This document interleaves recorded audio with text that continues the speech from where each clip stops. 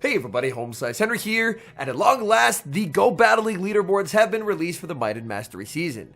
And on the first day of leaderboards, I debuted at number 33 in the world. Today, I'm going to be showcasing the Open Grade League team that I ran on Tuesday afternoon to make it to this ELO. Now, this team is built around SWALOT, a buffed Pokemon from this season that has seen amazing results in the Pokemon Go Championship Series.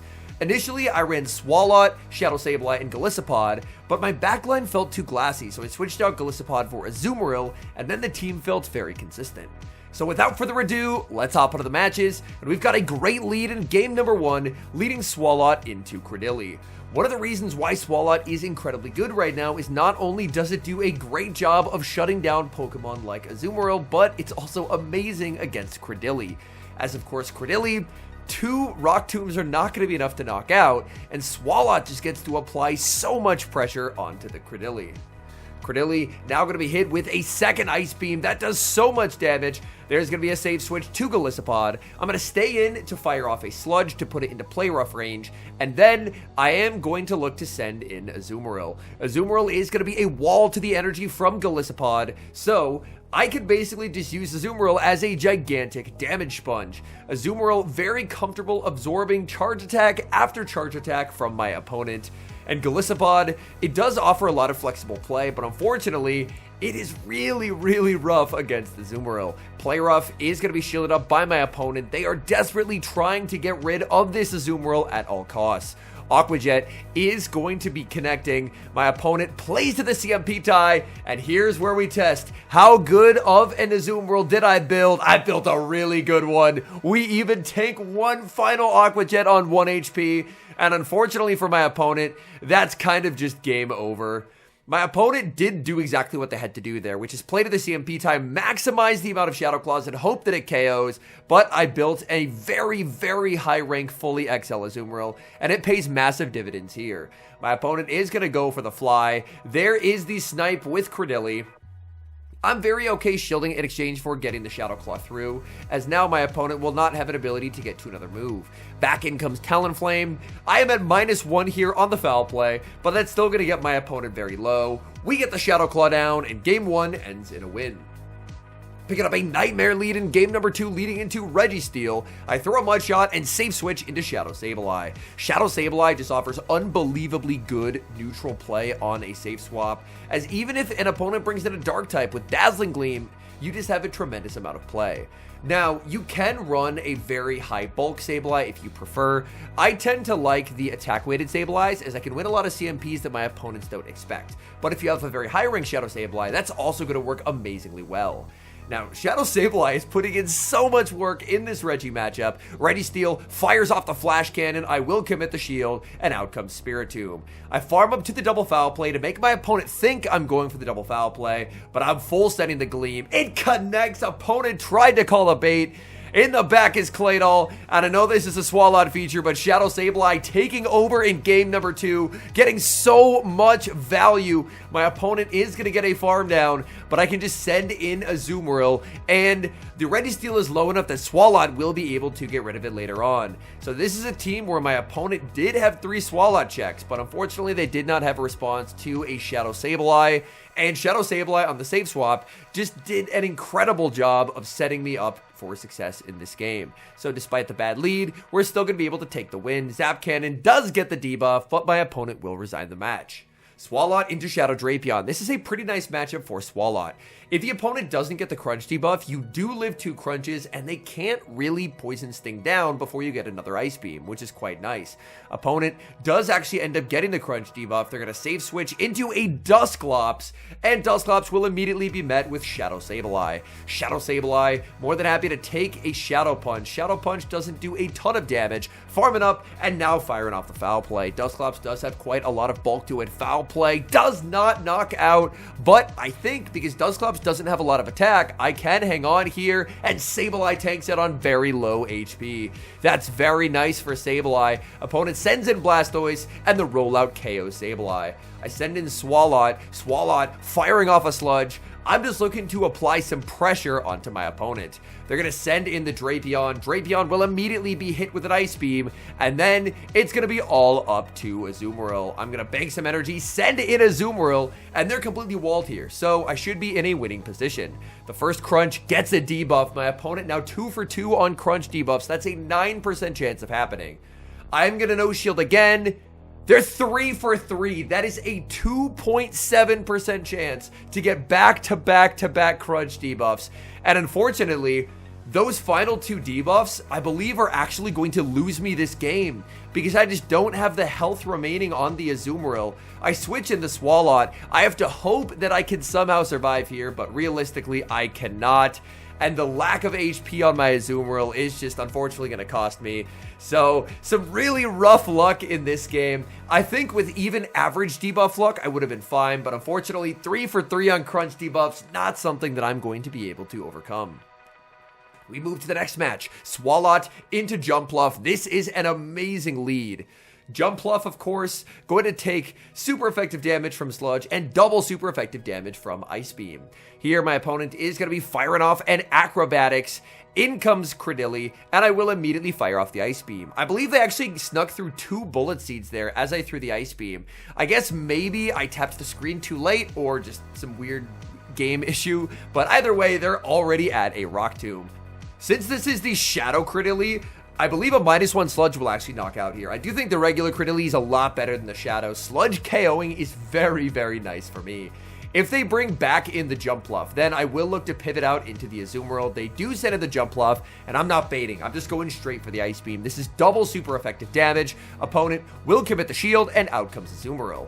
With this season, Jumpluff being on Acrobatics, I'm not going to be taking super effective damage here. Acrobatics is still an amazing move, so it's still going to do a lot of damage. In the back, my opponent is going to have Shadow Lapras. If they don't have Skull Bash, I should be in a pretty comfortable position. If they do have Skull Bash, then this game could get uncomfortable very, very quickly.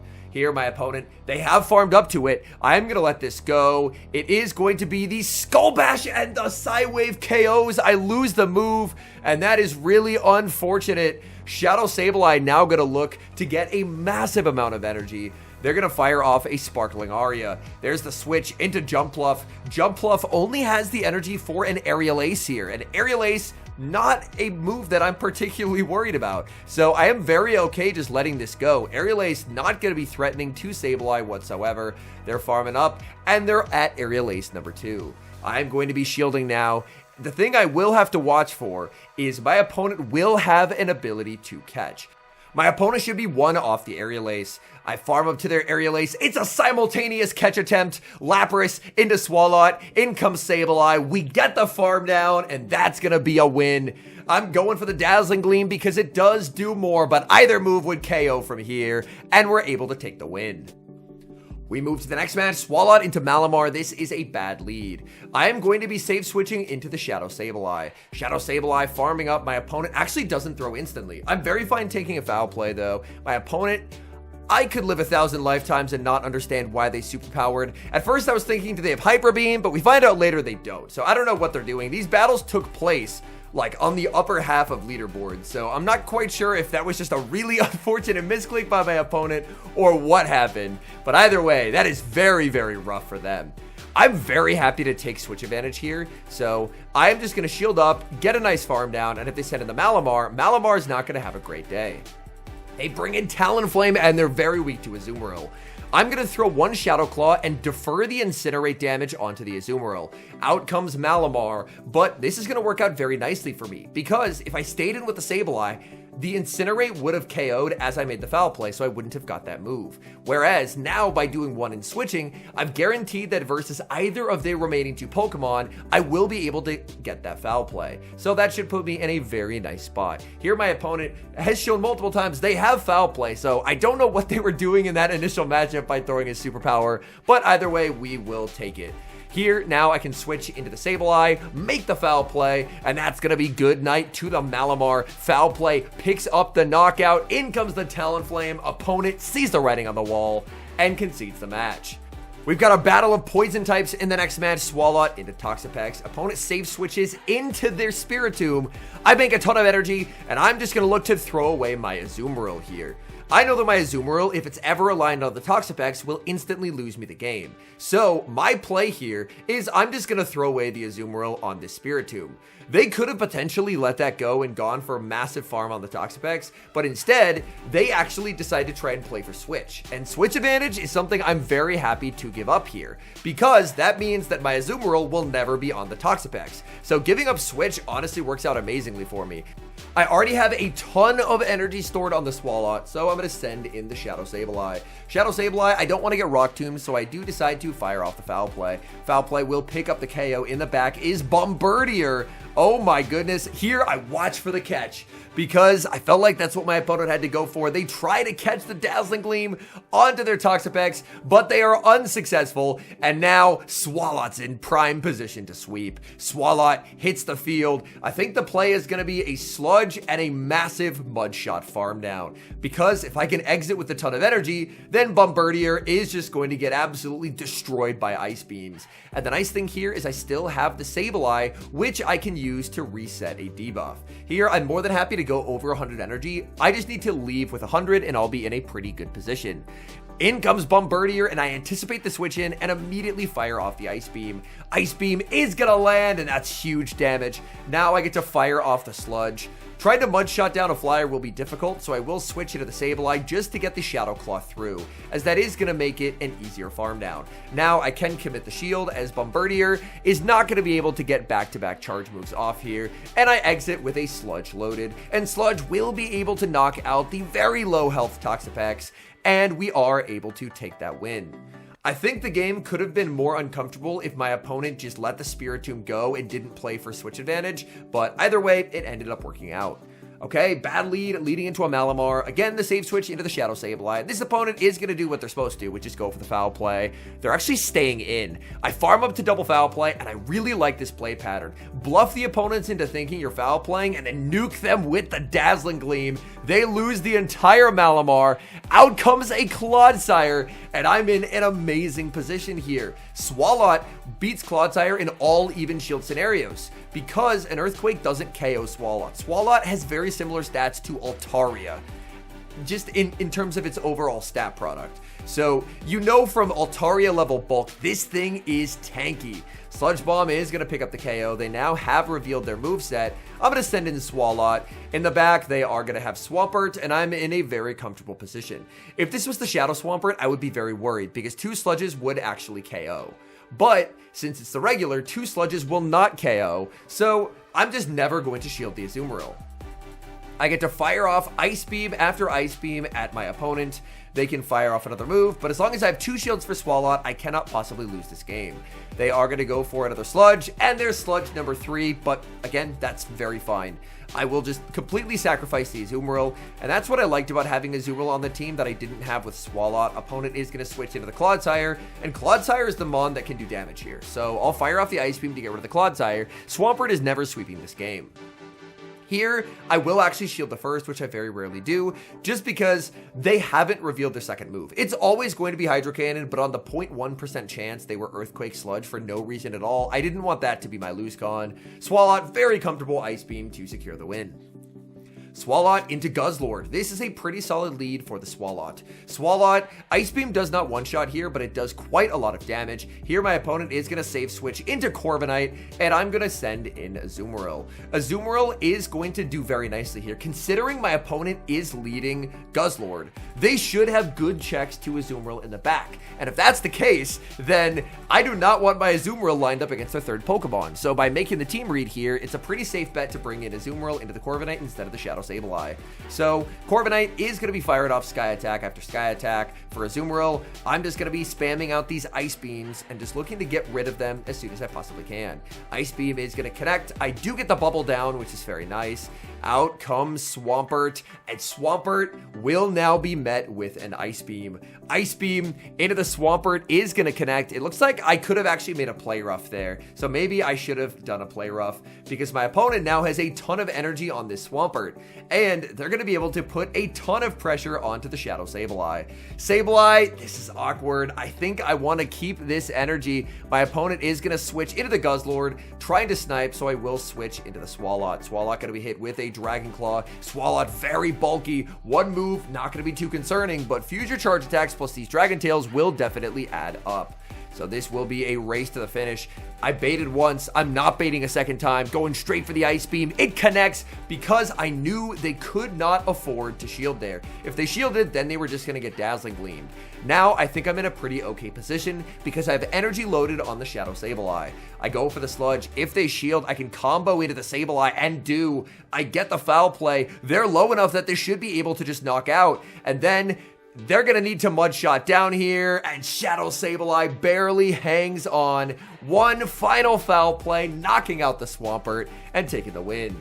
And the final game is actually against Rise to the Occasion, and this game was with the old version of the team, which is Golisopod, but battling a fellow YouTuber I think is very fun, so I am including this battle, even though the Golisopod version of the team I think is a lot worse. Here he's gonna smack me with an Overheat and then send in Shadow Sableye. Sableye gonna be hit with an Ice Beam. I send in my own Sableye, and I'm just looking to farm. Here my opponent, here Rise, actually attempted to play to the CMP tie, so realistically I should have just thrown my foul play there because it's highly unlikely he's running a higher attack Sableye than me. In comes Weezing. Weezing going to be met with back-to-back foul plays, and foul play does do a lot of damage here. I'm going to overfarm, CMP tying his Weezing with the Shadow Claws. I believe this will be able to knock out. It will. In the back is Pangoro, and this is a little tough. I send in Golisopod, but Golisopod actually loses the zeros and the ones to Pangoro. I am one off of a Dazzling Gleam, which is good news for me. Here, he is going to make it to another Night Slash, but I will no shield because I can still tank this move. But what I can't see on my screen is he just got a Night Slash boost. I ended up watching it back on his stream, and the Night Slash boost lets him karate chop all the way down. And now, unfortunately, I have just lost the game.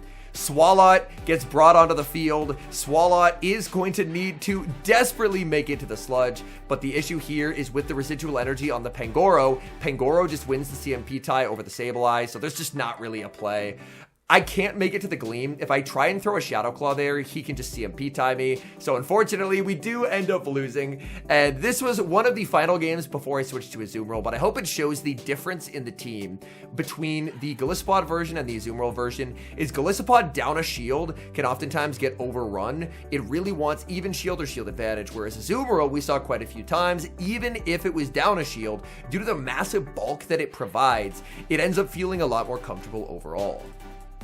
Anyways, thank you guys so much for watching. I had a ton of fun getting to run this team, and I'm very happy to make it to number 33 in the world at the start of the leaderboards. So overall, I think this is a solid climbing team if you're looking to gain elo. Obviously, it's a pretty meta team. I would argue Swalot is now pretty much top meta just because of how outrageously bulky and strong it is. But overall, if you're looking to climb, I think this is a very solid team to do so. Anyways, thank you guys so much for watching. If you're enjoying the content, make sure to leave a like and subscribe to the channel if you haven't. And a special thank you as always to our channel members here on YouTube. The support you guys provide is genuinely so appreciated. So thank you guys oh so very much. And until next time, I've been HomeSliceHenry.